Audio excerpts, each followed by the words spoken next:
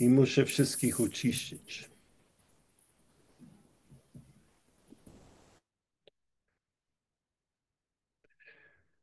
Witam Was wszystkich. Wtorek wieczór i dalej będziemy rozmawiali o pieśni o Perle.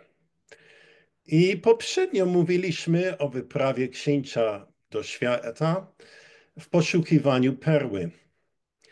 Tytuł opowiadania jest także pieśń o sukni chwały, dlatego że to nie jest tylko opowiadanie o zdobyciu perły, ale także suknia chwały ma znaczną rolę. Kiedy książę był młody w domu rodziców, on nosił tą suknię uszytą klejnotami. Cytuję: potem zdjęli ze mnie wspaniałą szatę, jaką w swojej miłości uczynili dla mnie. Także płaszcz purpurowy utkany stosownie do mojego wzrostu. No i ta suknia ma być później przywrócona. To nie jest tylko ubranie. Dowiemy się, że to jest także żywa istota. A więc książę ruszy w świat do krainy Egiptu, gdzie był smok, który strzeżył perłę. No, trochę się bał tego smoka. Zdecydował, że tam usiądzie sobie i pomyśli, co dalej. I po zamieszkaniu tam jakiś czas on zaczął przyjmować zwyczaje tubylców i jeść ich jedzenie, co było dla niego fatalne. Bo skutkiem tego jedzeniu on zasnął i stał się nieprzytomny. I tak on leży. Porusza się w niespokojnych snach, gdzie służy on króla tego świata. Chociaż wprawdzie jest on sam dziedzicem króla. I warto tu wziąć dwa fakty do rozmyślania. Pierwsze, że książę jest tu uwięziony w nierzeczywistym świecie, Egipt. To niby jest prawdziwym światem, ale książę śpi. Jednak ma niby jakieś życie, w którym jest niewolnikiem. Drugi fakt jest, że nie może on sam się obudzić. I to jest właśnie opis kondycji ludzkiej. Gdybyśmy wszyscy mogli sami obudzić się, to dawno byśmy to dokonali. Ale jednak są siły, które człowieka trzymają w stanie nieprzytomności, które nie chcą, aby człowiek stał się świadomy. A dlaczego to? No, warto pomyśleć o tym. Ewangelia Filipa daje nam niektóre wskazówki i cytuję Logion 14, że są siły dane człowiekowi, do których władze świata nie chcą, by człowiek je poznał i dzięki nim osiągnął zbawienie, bo inaczej nie mogłyby przetrwać. Albowiem gdy człowiek został zbawiony, nie byłoby więcej składania ofiar i nikt by nie składał zwierząt mocą. Ofiarowane jako żywe w czasie składania umierały. Jednak człowiek ofiarowany Bogu jako martwy otrzymał życie. Tu oczywiście jest wspomniany Jezus. A więc te siły trzymają nas w tym takim stanie, dlatego że w tym stanie możemy im służyć.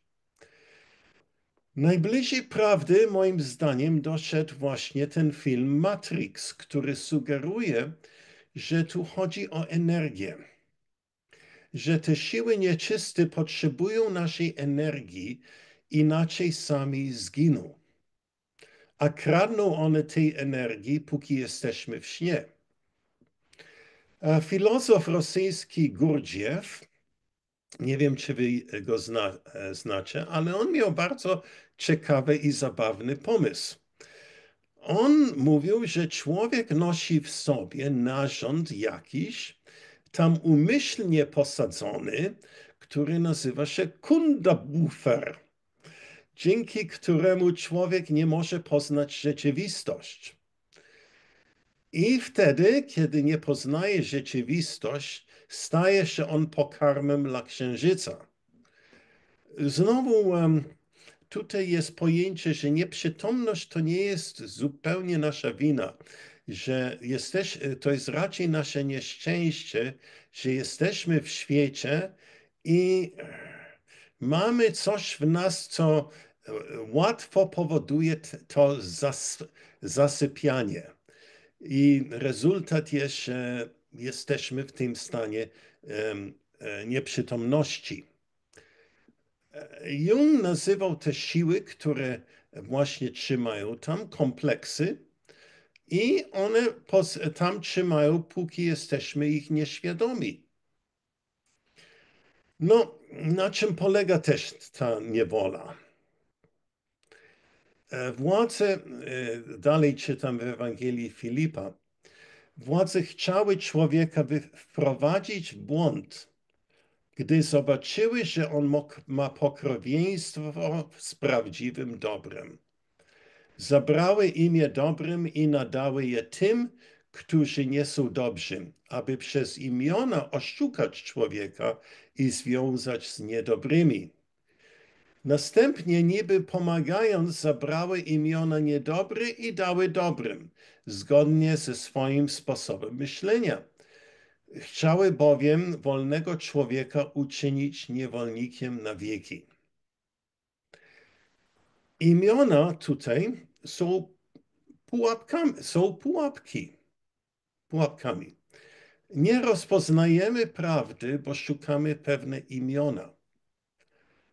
A imiona bardzo łatwo jest skorumpować. Wszyscy, którzy chcą ludzi gdzieś oszukać albo prowadzić na manowce, używają imiona. Politycy są ekspertami w tym.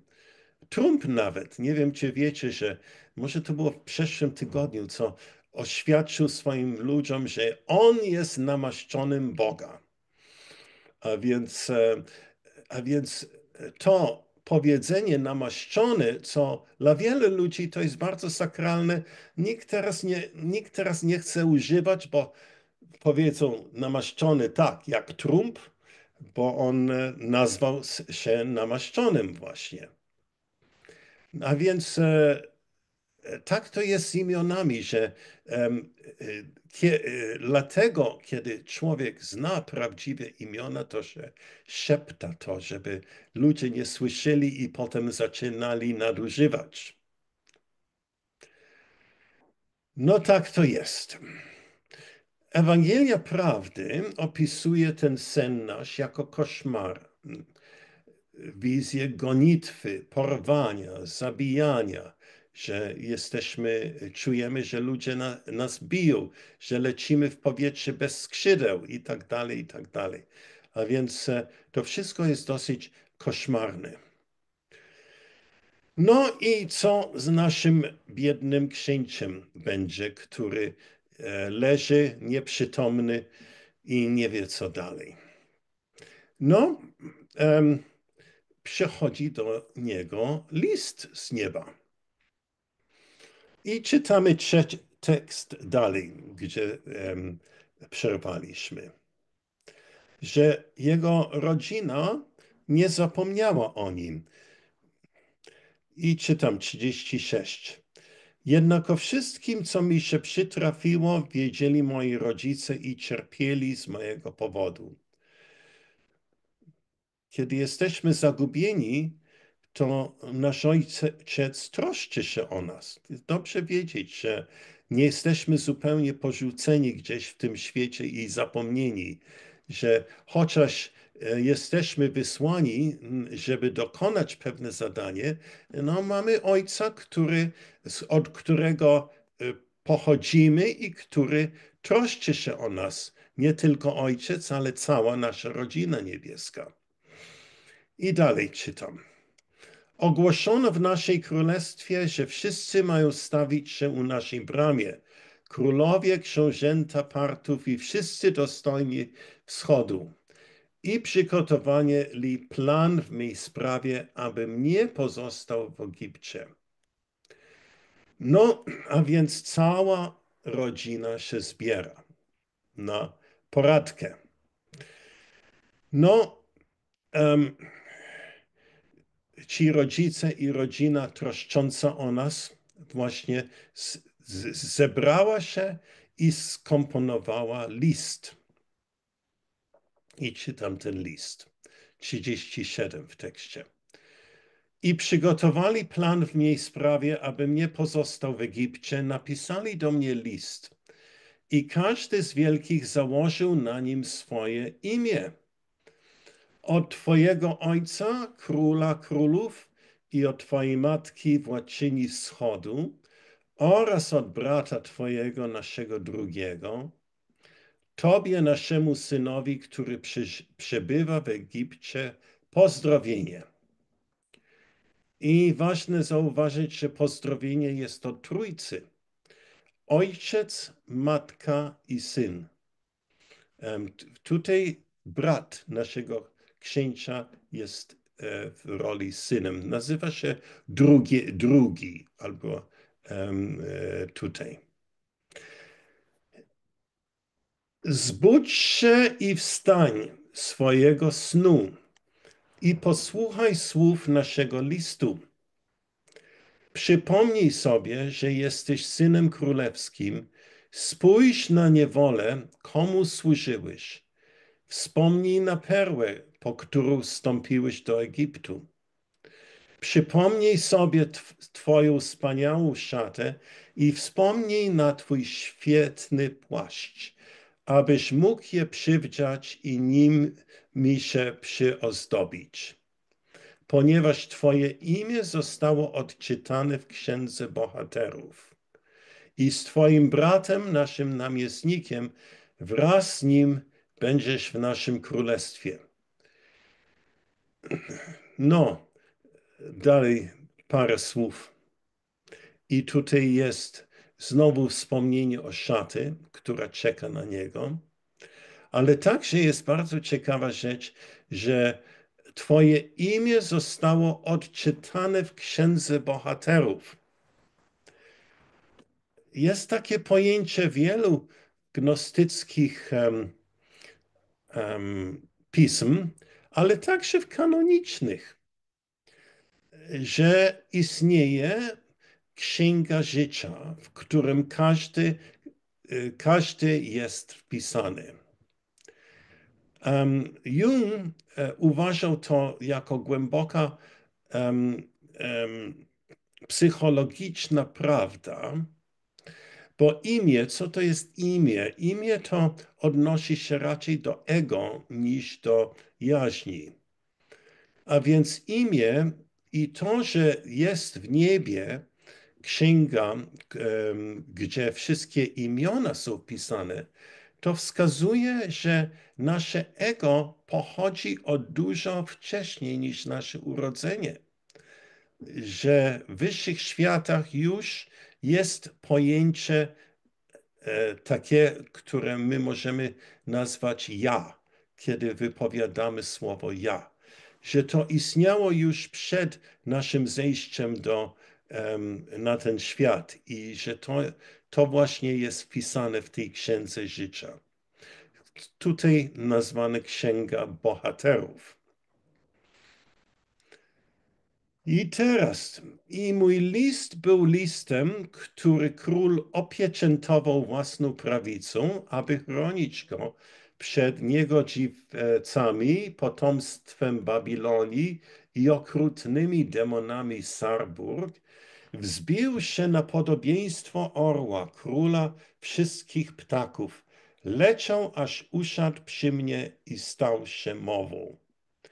I na jego głos i na szmer jego ruchów obudziłem się i wstałem z mojego snu. Chwyciłem go i ucałowałem, złamałem pieczęć i przeczytałem.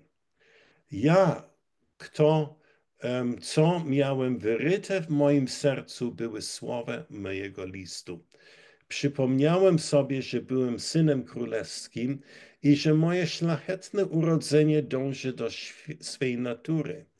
Przypomniałem sobie perłę, po którą wysłano mnie do Egiptu.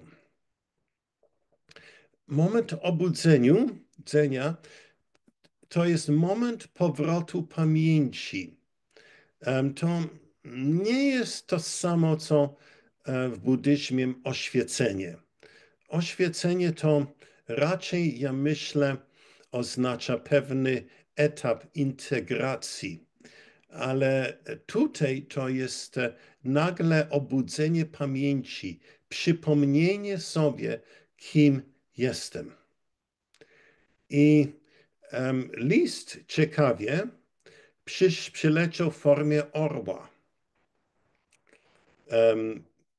Orzeł tutaj jest opisany jako król wszystkich ptaków.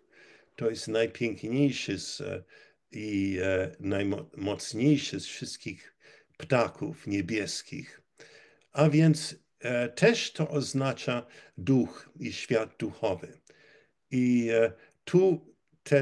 tu duch staje się właśnie, on używa słowa, a więc mówi. No i ciekawe następne rzeczy, co i chciałem powolutku to wziąć. Chwyciłem, ucałowałem, złamałem pieczęć i przeczytałem. Najpierw jest ucałowanie lista. A więc z wielką pobożnością książę widzi, że to jest list od swoich przodków i całuje go. Pocałunek.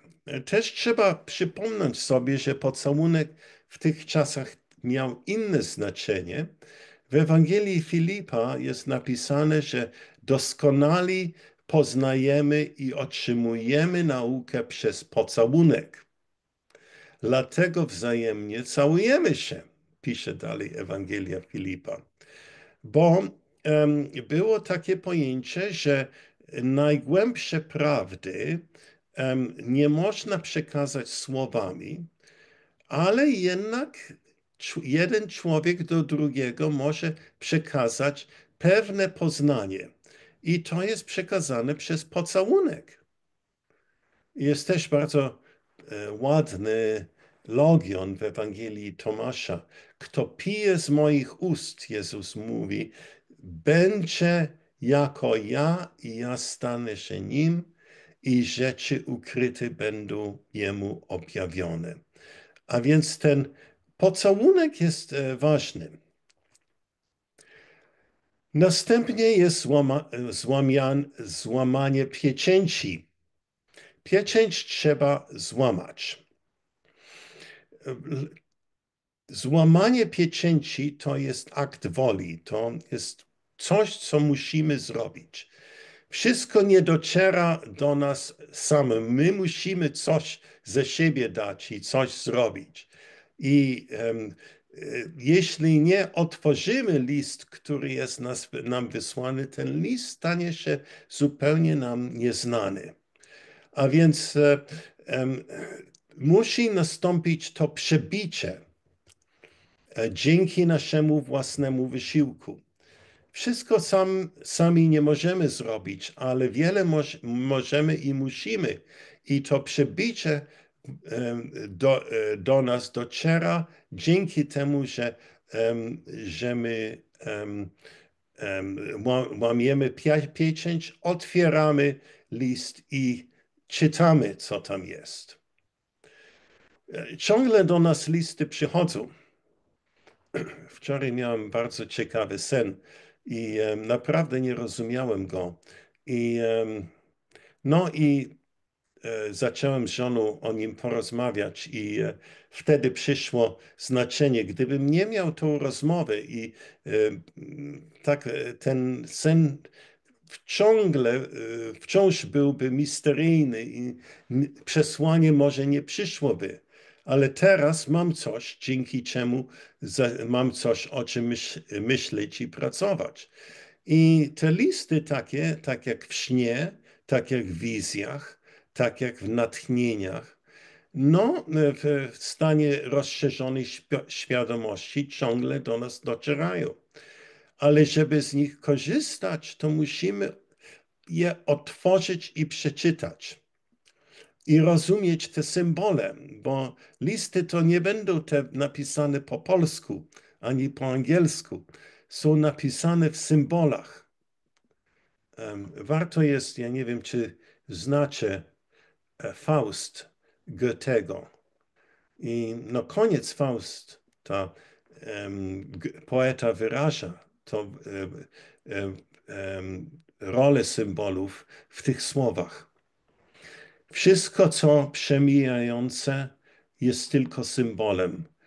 To, co wystarczające, tutaj znajdzie spełnienie. Nieopisywalne tutaj staje się czynem. Wieczna kobiecość ciągnie nas na wyżyny. No tak.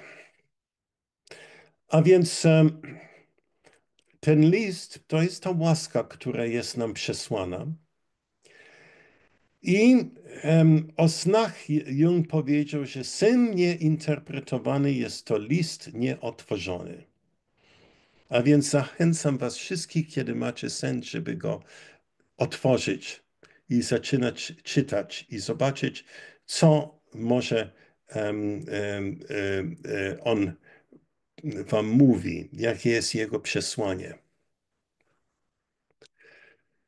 No, ciekawe, że ojciec tu opieczętował list, aby chronić przed demonami Sarburga. Sarburg to po grecku oznacza labirynt. To jest przestrzeń pomiędzy Pełnią a Egiptem. Nazywa się to miejsce pomiędzy i tam bardzo łatwo można się pogubić. I tam rządzą demony, które polują na dusze ludzkie. A więc listy te, które dochodzą do nas, muszą przejść przez taką przestrzeń, można to nazwać przestrzeń astralną, gdzie często jest zamieszanie i to jest czasami powód, dlaczego te sny dla nas są trudne do interpretacji. No, i druga rzecz tutaj, co jest opisane, że ten list właśnie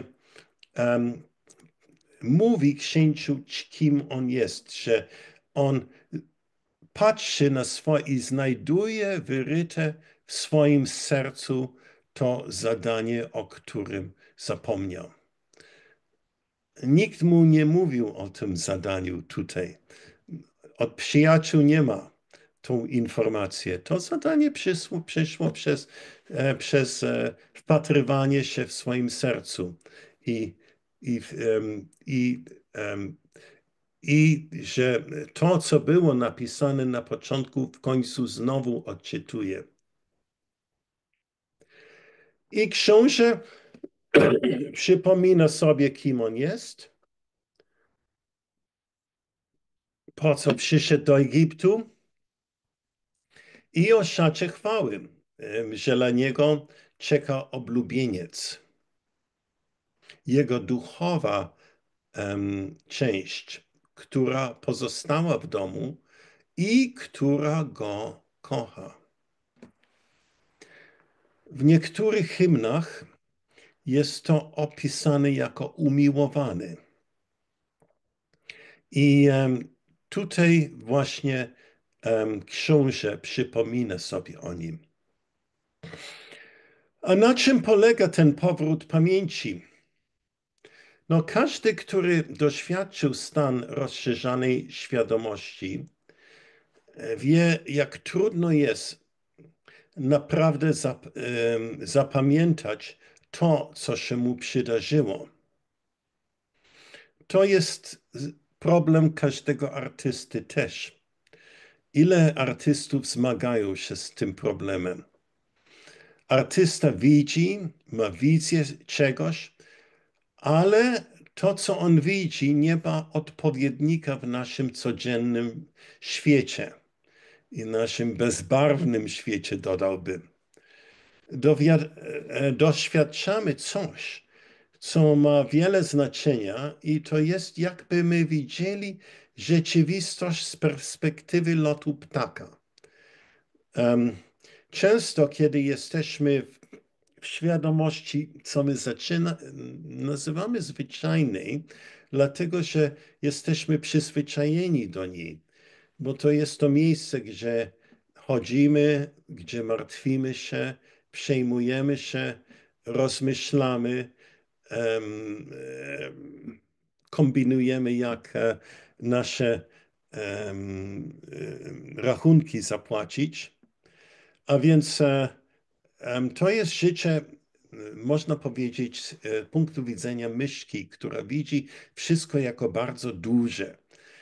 Ale kiedy widzimy właśnie z lotu ptaka, z lotu orła, to wszystko wygląda inaczej. I widzimy, że to, co nie miało znaczenia albo wyglądało zupełnie absurdalne, no to jednak ma jakieś znaczenie, że jest pewien sens tego. Tylko, że tego nie widzimy, chyba że jesteśmy właśnie i widzimy z perspektywy lotu ptaka. No i, ale potem wracamy do naszego życia, po to dlatego, bo no i tam jest bardzo trudno przypomnieć sobie to, co my doświadczyliśmy. I po drugie, zmagamy się ze słowami, jak to opisać i wyobrazić. I ten pierwszy, właśnie ta pierwsza perspektywa, no to staje się trochę nierealna nawet. Nawet zaczynamy myśleć, czy tylko wyobraziłem sobie to, czy to jest naprawdę rzeczywiste. Ale jednak, kiedy następny raz powracamy do tej perspektywy orła, to przypominamy sobie dokładnie to, co przedtem doświadczyliśmy i wszystko się staje jasne i widzimy, że przecież tam byliśmy, że mieliśmy doświadczenie. No, kiedy nie jesteśmy pogrążeni w śnie, to jest nam łatwiej kierować się pomiędzy tymi dwoma światami. Ale jest gorzej, jeśli jesteśmy pogrążeni w śnie, bo wtedy często potrzeba jakiegoś gwałtownego ciosu, żeby nas obudzić. I niestety ten piękny list w formie orła, który przyszedł do księcia i go obudził jednak, to nie jest zawsze ten sam przyjemny sposób, w którym my jesteśmy obudzeni z naszego snu, bo czasami to boli. To może być choroba jakaś poważna albo jakaś strata. Albo znajdujemy się w pozycji, gdzie widać, że dalej w jednym kierunku nie możemy chodzić i należy pójść w drugim kierunku. I wtedy, ale to często, kiedy przychodzi takie olśnienie, to nie jest bez bólu, bo no, taka jest właśnie, takie jest spotkanie z jaźnią. Jaźń ma swoje podejście i to, co jaźń przynosi, jest często bolesne dla naszego ego. No i dalej nasz książę wraca do smoka i 56. I zacząłem zaklinać węża straszliwego i syczącego. Sprawiłem, że zamknął oczy i zapadł w sen, albowiem wymówiłem nad nim imię mojego ojca i także imię naszego drugiego i mojej matki, królowej wschodu. Zabrałem perłę i wyruszyłem w drogę powrotną do mojego ojca. Pokonanie smoka to nie było dokonane mieczem ani gwałtem, ale trzeba było smoka uśpić, żeby można było perły zabrać. Syczący smok to jest, ja proponuję, że to jest nasz niższy umysł, hałas. I to są nasze myśli codzienne, tło, które nigdzie nic nie robi i nigdzie pozytywnie nie prowadzi. Póki ten hałas istnieje, to nie możemy dotrzeć do cennej perły w nas i stać się panem naszego królestwa. O to właśnie chodzi. Myśli nie ucisza się przez koncentrację ani przez gwałt. Tutaj nie mówię kategorycznie, mówię tylko o tym, co dla mnie działa. Są ludzie, którzy mają różne ćwiczenia w koncentracji i inne sposoby, i, które działają, żeby uciszyć umysł. Co dla mnie działa, jest uważność, słuchanie. Bez uczestnictwa. A więc, można zaczynać być świadomy tego hałasu i po prostu słuchać te myśli, ale nie próbować zmienić je. Zobacz, dokąd prowadzą. Posłuchaj je i zobaczysz, że te syczące myśli to powoli nie wiedzą, dokąd pójdą i uciszą się. A więc człowiek w tej metodzie wchodzi do pozycji obserwatora. A ty jesteś obserwatorem swoich myśli. Co znaczy oczywiście, że nie myśli obserwują sobie.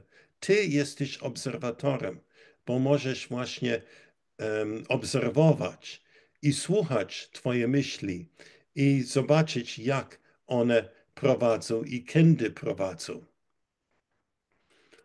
No, tutaj jest też mowa o magicznych zaklęciach. Może to pomagają nam skupić się nad zadaniem. Niektórzy ludzie mówią mantry, ale tutaj jest ciekawe, jakie to są te różne, jak te mantry są określone. I to są imię Ojca, imię, wymówiłem nad nim imię mojego Ojca, także imię naszego drugiego i mojej Matki Królowej Wschodu. I to właśnie te zaklęcia sprawiały, że smok zamknął oczy i zapadł w sen. I wtedy królewicz mógł właśnie wziąć perłę.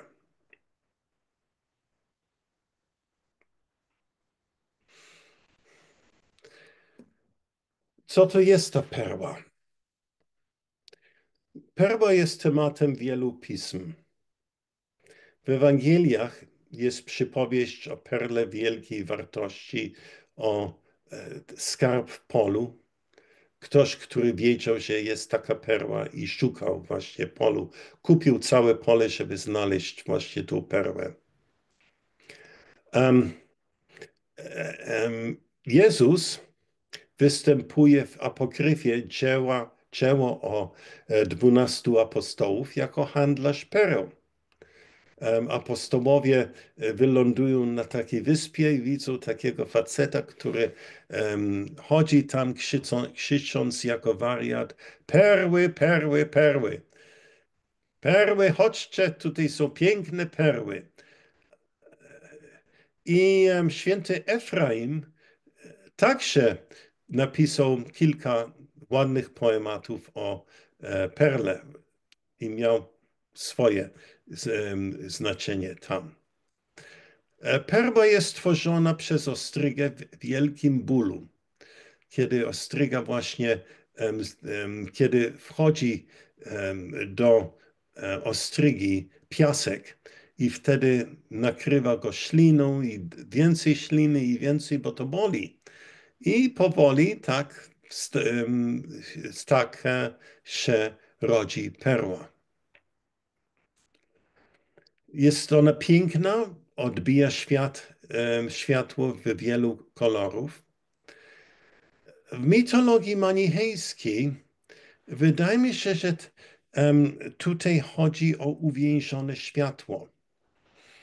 Jak na początku świata iskry światła były uwięzione w materii. I zadanie w naszym świecie i nasze zadanie jest, żeby światło od ciemności wydostać, żeby ta perła, to światło, które jest uwięzione, można byłoby przywrócić do krainy światła. To światło, które jest wyzwolone, nie należy do naszego świata. Ona nie służy o to, żeby ten świat naprawić albo żeby ten świat stał się lepszym. To światło ma jedną cechę, że ona dąży do krainy światła. I wydaje mi się, że ta perła też, jak my później zobaczymy w trzeciej części tego opowiadania, to światło, te iskry światła, że ta perła jest właśnie taki kawał tego światła, który musi być wyzwolony. No i książę musi śpiewać imiona swoich przodków. Są to słowa potęgi, które mogą pokonać zło, uśpić go. Nie chodzi o zabijanie złego, ale uśpienie. W imię Ojca, Matki Królowa, Wschodu i drugiego, w imię Trójcy. No tak.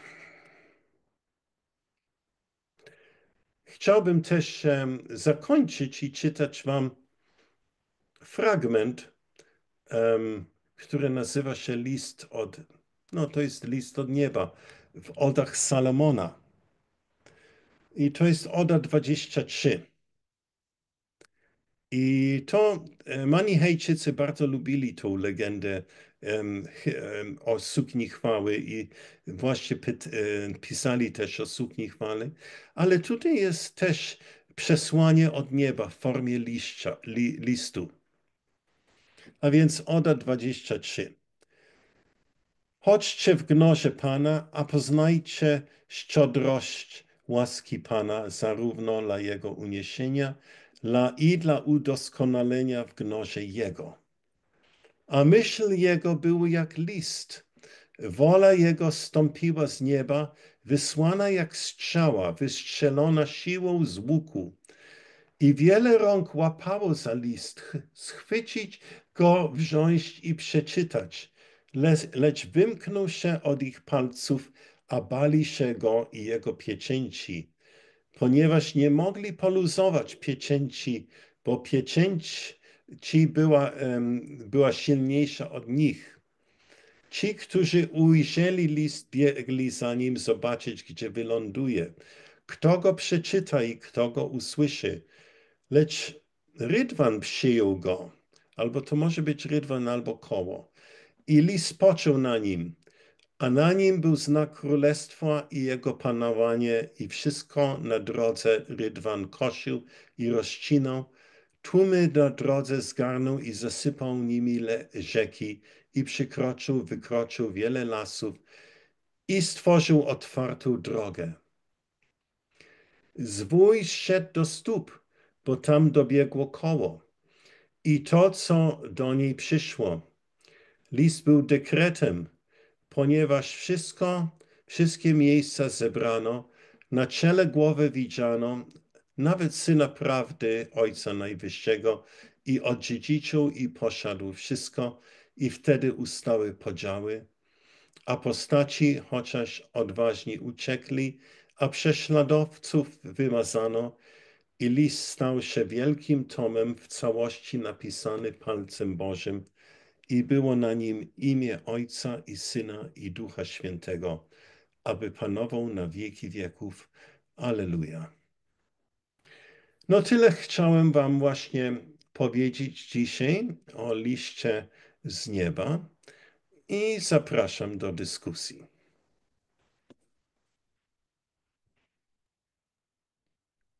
Ja mam takie pytanie w sumie, Tak, e, ale ono będzie dosyć długie i może trochę nawet skomplikowane. E, e, Czy ty kojarzysz nazwisko Joseph Campbell? oczywiście. Więc kiedy ja słuchałem dzisiaj twojego wykładu, miałem wrażenie właśnie, że jest to klasyczna opowieść bohatera o tysiącu twarzy. Nie? Tak. E, I takie też mam wrażenie, że e, na przykład Ewangelie, pismo kanoniczne Nowego Testamentu, jest to właśnie opowieść o takim bohaterze. Y, I tak jak rozumiem, to co się wydarzyło w historii chrześcijaństwa gdzieś koło trzeciego wieku pod wpływem różnych mm, konieczności historycznych, no bo chrześcijanie walczyli długi czas o przeżycie. Później, kiedy się trafiła okazja ocalić skórę, weszli w mariaż z cesarstwem. Y, No i wykuli, powiedzmy, coś, co nazywamy religią, ale gdzie według mnie, i tak to odczytuję, na którymś etapie chrześcijanie odcięli się od gnozy. A gnoza, tak jak ja ją rozumiem, to jest właśnie psychologia duszy, opis naszego życia wewnętrznego. No i pytanie jest właśnie takie, dlaczego, nie? Bo gnostyków potraktowano jako heretyków, czyli tych ludzi, którzy powiedzmy żyli tymi mitami, ale na poziomie takim psychologicznym. Dla mnie to trochę wygląda tak, jakby ortodoksja odcinała się od psychologii, mówiąc, że dobra, dajcie sobie spokój z tym, jest tylko wiara i to jest coś, co nas zbawia, co pozwala przeżyć zmartwychwstanie. Tak to czuję. Mhm. Mam z Mhm. tym problem. Myślę, że zupełnie trafnie mówisz. I oczywiście zgadzam się najpierw, że to jest opowieść bohatera. Em, ja nie wiem, czy dzieła Campbella są dostępne po polsku. Czy są jakieś? No, bohater o tysiącu twarzy i chyba jeszcze jakaś jedna No, książka. Bardzo, no bardzo mało. tak. Bohater o tysiącu twarzy oczywiście warto. Em, jest też wspaniała seria jego. em, ja nie wiem, czy na YouTubie znajdziecie, ale to jest tak zwana The Power of Myth, czyli potęga mitologii. I to są jego ostatnie rozmowy właśnie. I, ale ja nie wiem, czy to jest po polsku, czy jest nawet dubowane po polsku. No trudno, tak to jest, ale tak, ja zupełnie zgadzam się. Tutaj to jest opowieść, to jest jedna z wielu opowieści bohatera, tak. I w jaki sposób gnozę potracono, e, nie wiem. Em, tak, myślę, że to, co mówiłeś, to chyba e, zupełnie mogę się zgodzić z tym.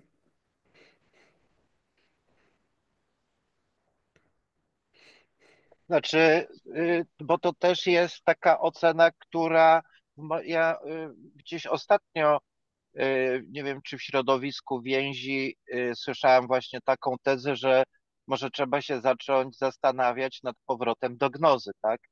Tak, Yy, że to jest koncepcja, którą warto rozważyć, bo mogę powiedzieć o swoim życiu wewnętrznym, że 1 do 1 to przeżywam tą właśnie historię bohatera. Ta perła to jest sens, który odkrywam w swoim życiu, którego istnienie gdzieś tam podejrzewałem, ale później po tych przemianach wieku średniego jest ten moment, w którym następuje właśnie odczytanie treści sensu istnienia. Tak, I tak. i tutaj no, w żaden sposób mi się to z Bogiem też nie kłóci, no bo zyskując kontakt z własną duszą, z Mhm, jakimś życiem duchowym i pewne rzeczy nabierają i treści, i sensu, y, nie czuję kolizji z Bogiem mhm. i z wiarą. No. No tak, ja myślę, że nie ma. Em, oczywiście, em, no i dzisiaj jest coraz więcej otwartość na to. Em, I coraz więcej ludzie zaczynają mówić o tym tutaj. Tylko nie używaj to słowo, które zaczyna się na G, bo jakoś to ludzi obraża jeszcze. No, przepraszam najmocniej, ale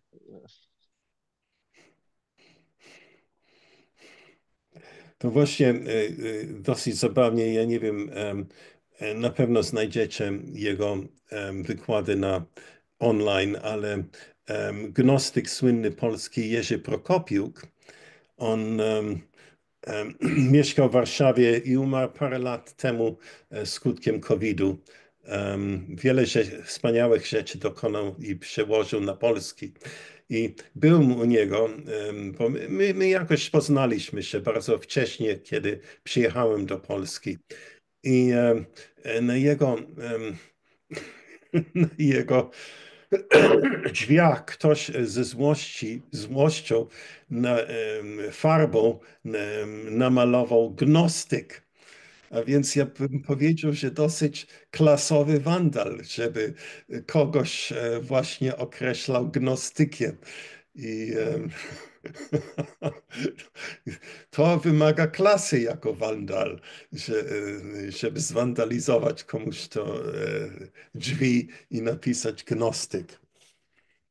a czy ty czytałeś ostatnią książkę Stawiszyńskiego? Bo ona też dotyka tego tematu. A kto taki? Stawiszyński to jest taki filozof Nie, e, nie.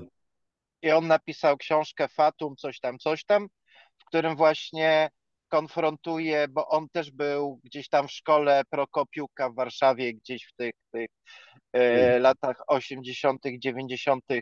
Się intensywnie spotykał. Był jego jakby takim uczniem. Mhm. E, No i on później został dziennikarzem gdzieś tam i opowiada też o jakby swojej przemianie, stawiając taką tezę, że tak naprawdę najbardziej uniwersalną odpowiedzią na poszukiwanie ludzkiego sensu jest chrześcijańska opowieść o Jezusie. Nie? To jakby taki sen, czyli zaproszenie takie do religii, że przerabiałem e, naukę, która miała mi udzielić odpowiedzi, nie udzieliło. Poszukiwanie gnostyckie też nie odpowiedziało mi i to, co odnalazłem pełnię jakby na swoje pytania, że on to odnalazł w chrześcijaństwie, nie? Tak, tak. Czy mogę się włączyć do rozmowy, Iwona z tej strony? Proszę, Iwona. Chciałabym Dziękuję, podzielić Rafał. się, dziękuję Rafale za bardzo fajną, ciekawą wypowiedź. I to mi nasunęło na myśl takie porównanie naszego hymnu o Perle i wykładu Pawła do takiej zabawki dziecięcej w bardzo dawnych czasach, chyba 50 lat temu, się nazywała kalejdoskop. To była taka rurka, w której były kolorowe szkiełka i się oglądało z tych szkiełek ułożone przepiękne witraże, takie kolorowe obrazki. Najmniejszy ruch ręką sprawiał, że się tworzył z tych szkiełek zupełnie nowy, inny obraz.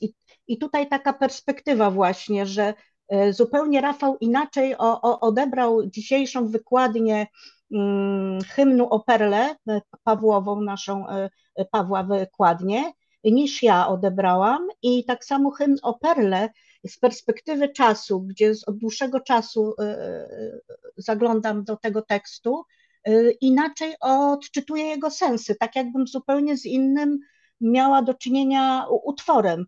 I przyszło mi do głowy, że być może to jest kwestia tej drogi indywiduacji, że co jakiś czas jestem co ileś tam lat w innym momencie w tej drodze i wtedy ten tekst jest zupełnie inne treści mi pokazuje. I teraz wracając do twojej, Pawle, dzisiejszej wykładni właśnie hymnu o Perle, to chciałam powiedzieć, że ja z kolei odebrałam go poprzez koncepcję Tikkun.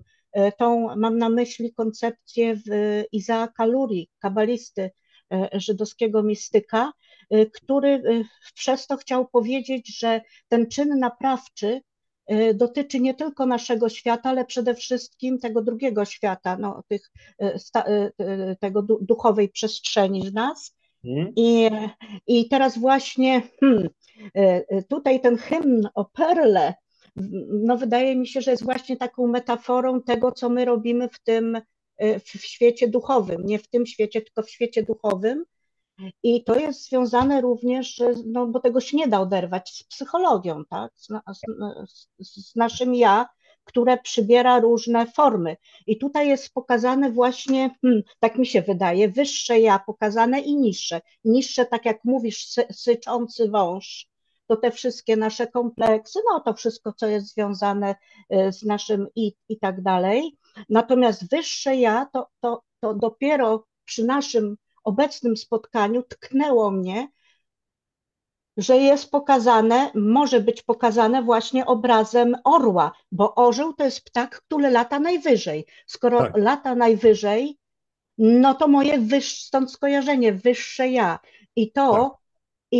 I to coś, co przynosi list nam, bo na pierwszym spotkaniu, na pierwszym wykładzie tak ładnie przedstawiałeś hymn o Perle jako naszą drogę i podróż po perłę, więc mogę powiedzieć, że te nasze, tak, wyższe ja, jest tym orłem, które przynosi nam list. List. I teraz pytanie, czym jest list i od kogo jest list? Orzeł, moje wyższe ja, przynosi mi ten list i teraz wydaje się, że to jest wyższe ja, przecież to jest tym głosem transcendencji, które budzi nasze serce, jakby pozwala mi usłyszeć moje serce. Więc wygląda na to, że ten list napisało moje serce. I teraz idąc tą ścieżką, bo to jest tak troszkę jak takie dochodzenie jakieś, ja nie wiem, rebus, więc idąc tą ścieżką odczytuję, że tu chyba chodzi o gnozę, bo gnoza budzi się w sercu, ponieważ na gnozę składa się nie tylko poznanie, ale i zrozumienie tego poznania. I dopiero serce, doszłam do wniosku, pozwala zrozumieć to poznanie, tę wiedzę, którą ja otrzymuję. Dopiero serce pozwala mi ją zrozumieć. I to jest dopiero, ja nie mówię, że ja tak mam, to jest dopiero pełny obraz właśnie gnozy. I poznanie, i zrozumienie. I teraz właśnie wydaje mi się, że wyższe ja jest chyba przekazicielem logosu, bo logos to w tym tekście to jest ten list, który mnie jest tym impulsem i tym pomocnikiem, który poprzez światło, głos i miłość pozwala mi iść tą drogą, tak? Budzi mnie właśnie, a muszę być obudzona, żeby móc spotkać się ze swoją perłą, dotrzeć do niej, bo żeby dotrzeć, będę musiała poradzić sobie właśnie z syczącym wężem, inaczej bym sobie z nim nie poradziła jako śpiąca. Muszę być obudzona.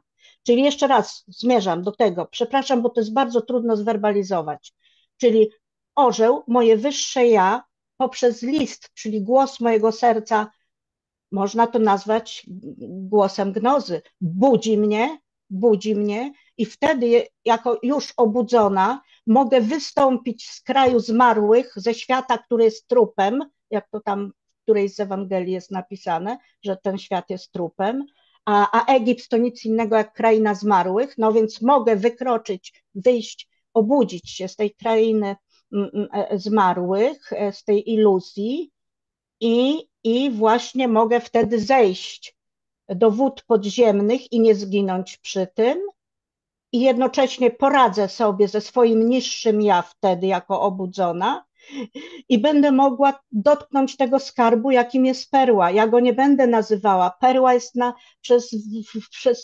o Jezu, na tysiące sposobów jest interpretowana i odbierana.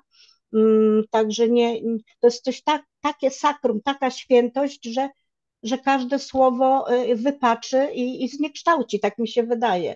Nie będę nazywała, czym jest perła. To jest światło świateł, cząstka boskiego światła.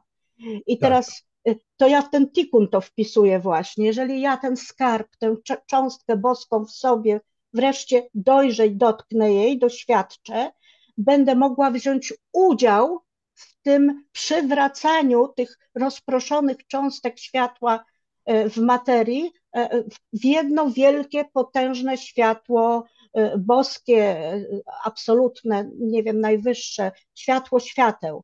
Dopiero właśnie wtedy, ale to jest to wielkie dzieło, o którym Luria mówił, tego naprawcze, wielkie świat. Ja naprawiam i siebie jako człowieka, nie kadmona, nie człowieka boskiego, niebieskiego, tylko człowieka ziemskiego naprawiam i wtedy właśnie znajdę odpowiedź, kim jest mój brat, ten drugi, nasz drugi, tak.